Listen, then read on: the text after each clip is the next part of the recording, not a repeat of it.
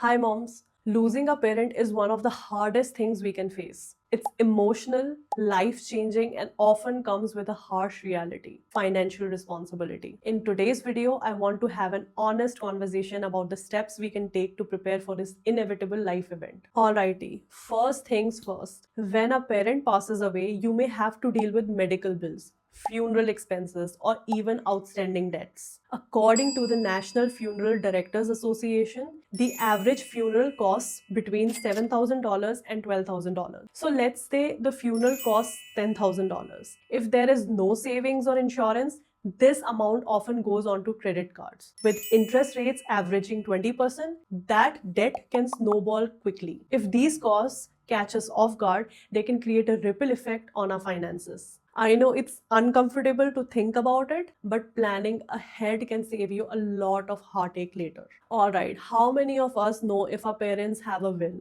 or if their life insurance policies are up to date? Now, these questions might feel awkward, but trust me, they are necessary. So make sure you ask, do they have a will? Who is the executor? Do they have life insurance or savings set aside? A will ensures their wishes are honored and avoids family disputes. Without one, the legal process can be long, expensive, and emotionally draining. And once you have the answers, it's time to get organized. Create a financial checklist. Now, what all there's needed? Account numbers, passwords for online banking, insurance policies, any recurring bills. Having this information in one place can make things much easier if you ever need to step in. If you are a mom, it's also important to talk to your kids about this topic gently and age appropriately. Losing a grandparent affects them too. Helping them understand what's happening emotionally and financially can teach them valuable life lessons. Now, as moms, we often focus on caring for others, but don't forget about your own financial safety net. Start saving for unexpected expenses now. Set aside a small amount every month into an emergency fund. This can be a lifesaver when the unexpected happens. Losing a parent is never easy, but being financially prepared